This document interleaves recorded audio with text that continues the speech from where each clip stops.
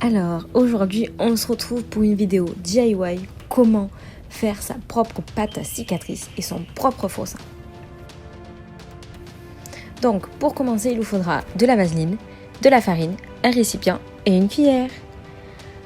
Donc, on vient prendre une cuillère à café de vaseline pour une cuillère à café de farine. Donc, on va mettre 50-50 et on va rajouter au fur et à mesure de la farine si il en manque.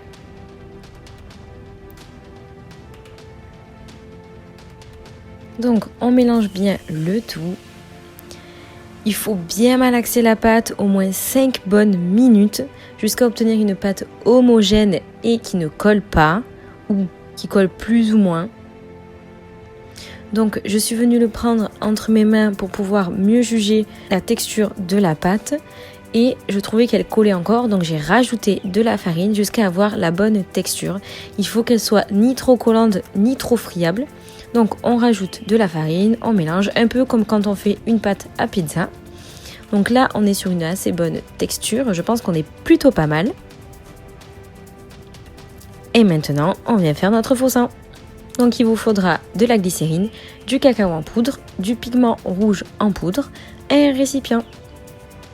Donc on va venir mettre de la glycérine avec une cuillère à café de cacao en poudre et une pointe de colorant rouge. Faites très attention avec les colorants.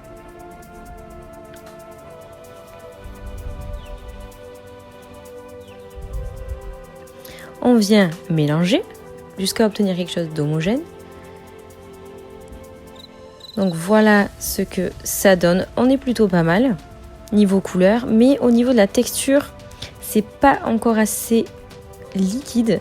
Donc je viens rajouter de la glycérine pour avoir la texture voulue. Et là, je pense qu'on est plutôt pas mal. Regardez-moi ça. On est bien.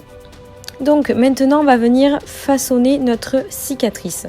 Donc je prends un peu de la pâte qu'on vient de fabriquer et je l'étale au niveau de mon avant-bras et je viens façonner ma cicatrice. Donc je viens faire une boursouflure et je vais venir estomper les bords. Alors comme la pâte est un peu collante, je viens prendre un corps gras, que ce soit une huile, un beurre, etc. Ce que vous avez. Et je viens lisser les bords de la cicatrice pour vraiment fondre sur ma peau. Une fois que ça c'est fait, à l'aide d'un cure-dent, je viens ouvrir ma plaie et ensuite je viens lisser les bords de la plaie. Une fois que ça c'est fait, je vais venir rendre plus naturelle la plaie en y ajoutant des fards jaunes et bleus.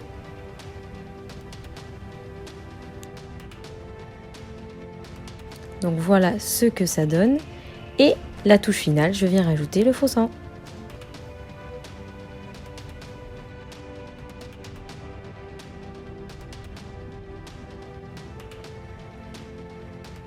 Et voilà, plutôt pas mal, non?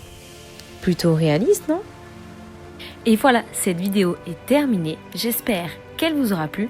N'hésitez pas à vous abonner si ce n'est pas déjà fait. Je vous fais des bisous et à demain pour une nouvelle vidéo.